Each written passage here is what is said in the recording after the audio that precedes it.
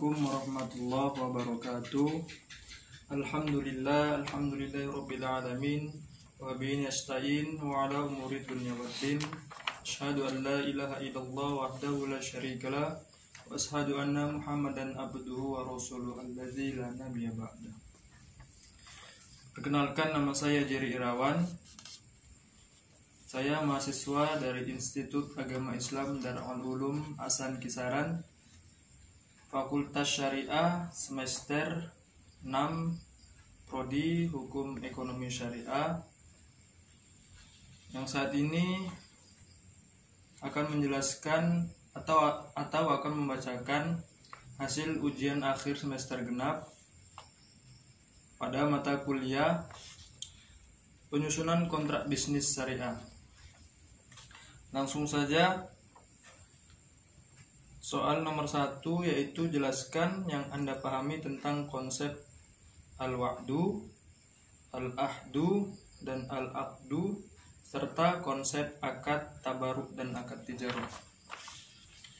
Nah, di sini yang dapat saya jawab yaitu konsep al-wa'du adalah janji dilaksanakan oleh sepihak hingga janji yang pelaksanaannya harus terpenuhi.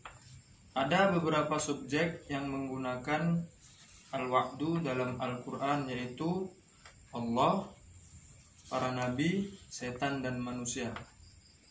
Dan selanjutnya konsep al-ahdu, yaitu perjanjian dilakukan oleh dua pihak. Subjeknya dalam Al-Quran adalah manusia, Allah, dan nabi. Dan selanjutnya konsep al-ahdu, yaitu ikatan. Ialah hubungan hukum antara kedua belah pihak. Istilah al-ahdu terdapat dalam Quran surah Al-Maidah bahwa manusia diminta untuk memenuhi akadnya.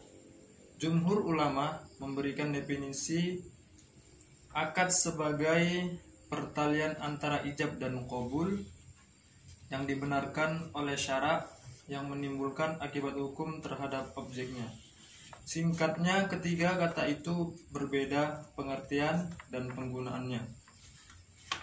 Dan selanjutnya nomor 2. Jelaskan yang Anda pahami tentang prinsip-prinsip dan faktor-faktor yang harus diperhatikan dalam penyusunan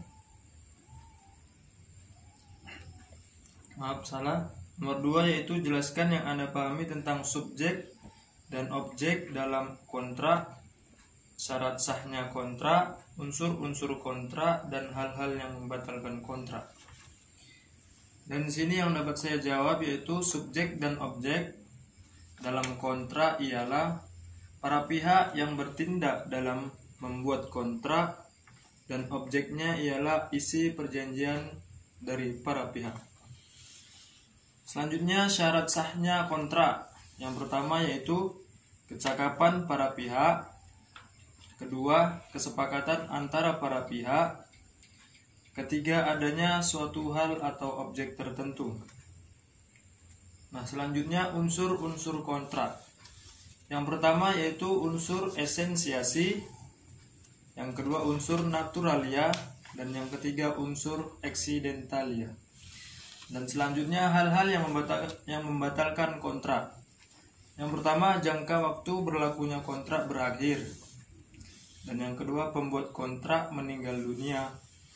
Ketiga, pembuat kontrak mengakhiri kontrak. Dan yang keempat, prestasi dalam kontrak tidak dilaksanakan. Dan selanjutnya putusan hakim menyalakan batalnya kontrak. Dan selanjutnya soal nomor 3, jelaskan yang Anda pahami tentang prinsip-prinsip dan faktor-faktor yang harus diperhatikan dalam penyusunan kontrak bisnis. Di sini saya jawab prinsip-prinsip dan faktor-faktor yang harus diperhatikan dalam penyusunan kontrak bisnis yaitu yang pertama, kemampuan hukum para pihak, dan yang kedua perpajakan, yang ketiga alas hak yang sah, keempat masalah keagrariaan, kelima pilihan hukum, Keenam, penyelesaian sengketa. Ketujuh, pengakhiran kontrak. Dan yang terakhir, bentuk perjanjian standar. Dan selanjutnya, nomor 4, jelaskan tahapan-tahapan yang harus dilalui dalam proses penyusunan kontrak bisnis. Di sini saya jawab, yaitu tahapan-tahapan yang harus dilalui dalam proses putusan kontrak bisnis, yaitu yang pertama, tahap praperencanaan kontrak. Tahap praperencanaan kontrak merupakan tahap sebelum kontrak dirancang dan disusun.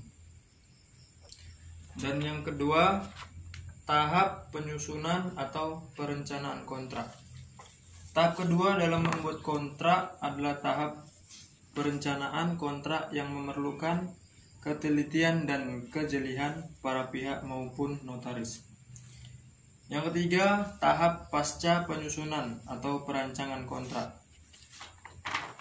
Setelah melalui tahap pra dan perencanaan kontrak, naskah kontrak yang telah ditandatangani oleh para pihak akan memasuki tahap pasca perencanaan atau pasca perancangan yang melalui tahap pelaksanaan dan penafsiran. Dan soal yang terakhir, yaitu jelaskan yang Anda pahami tentang konsep uang prestasi, ganti rugi, dan keadaan memaksa. Nah, di sini saya jawab uang prestasi yaitu sikap seorang debitur yang tidak memenuhi janjinya terhadap kreditur yang telah disepakati. Artinya di sini pihak debitur ingkar terhadap janji yang dilaksanakan atau yang disepakati oleh kreditur. Nah, selanjutnya ganti rugi.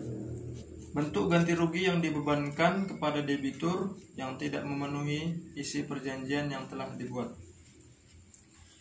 Nah, maksud dari ganti rugi yaitu pihak debitur harus mengganti kerugian pihak kreditur karena tidak memenuhi atau tidak melaksanakan janji yang telah dibuat. Yang terakhir, keadaan memaksa. Keadaan memaksa yaitu dikarenakan keadaan alam, keadaan darurat, karena musnahnya atau hilangnya barang atau objek perjanjian, karena kebijakan atau peraturan pemerintah. Nah, keadaan memaksa di saat ini bisa dibilang seperti keadaan non-alam yang kita alami saat ini. Dan demikian yang dapat saya sampaikan. Apabila ada jawaban saya yang kurang pas, saya mohonlah kiranya untuk dimaafkan. Dan saya akhiri, nasru minallahi wa fathun qarib wa basyiril mu'minin. Assalamualaikum warahmatullahi wabarakatuh.